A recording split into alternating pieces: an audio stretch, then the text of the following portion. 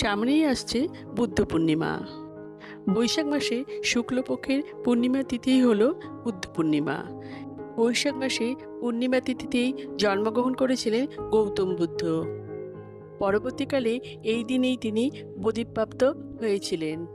বন্ধুরা, এই ভিডিওতে আমরা জেনে নেব 2026 সালে বৌদ্ধ পূর্ণিমা কবে পড়েছে, পূর্ণিমা তিথি কখন শুরু হচ্ছে এবং কখন শেষ হচ্ছে, এবং গঙ্গা স্নান ও দানের শুভ সময় কখন থাকছে, এবং সত্যনারায়ণের পুজোর শুভ সময় কখন থাকছে, এই দিন অমৃত যোগে সময় কখন থাকছে।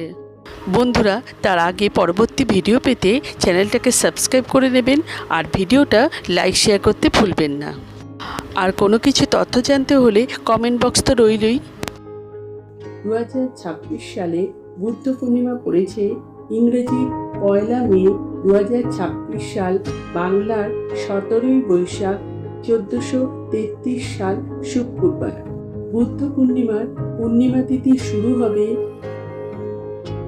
ইংরেজি 30 এপ্রিল 2026 সাল, বাংলার 16 বৈশাখ 1433 সাল বৃহস্পতিবার রাত্রি 9টা বেজে 12 মিনিট থেকে পূর্ণিমা তিথি সমাপ্ত হবে ইংরেজি 1 মে 2026 সাল, বাংলার 17 বৈশাখ 1433 সাল শুক্রবার রাত্রি 10টা বেজে 52 মিনিট পর্যন্ত।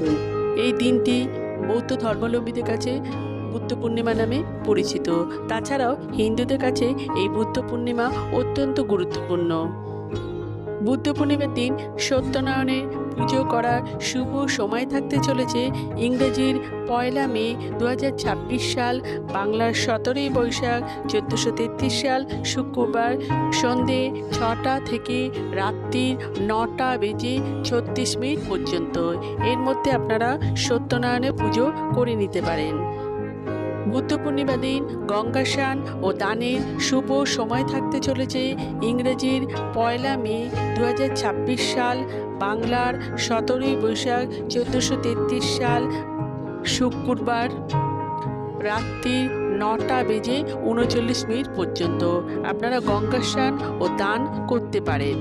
বুদ্ধ পূর্ণিমার দিন অমৃত যোগে সময় থাকতে চলেছে সকাল 6টা 46 মিনিটের মধ্যে, আবার সকাল 7টা বেজে 38 মিনিট থেকে সকাল 10টা বেজে 15 মিনিট পর্যন্ত, আবার দুপুর 12টা বেজে 51 মিনিট থেকে দুপুর 2টো বেজে 35 মিনিট পর্যন্ত, আবার বিকেল 4টে বেজে 20 মিনিট থেকে সন্ধে 6টা পর্যন্ত, আবার সন্ধে 7টা বেজে 32 মিনিট থেকে রাত্রি 9টা পর্যন্ত, আবার রাত্রি 2টো বেজে 50 মিনিট থেকে রাত্রি 3টে বেজে 34 মিনিট পর্যন্ত।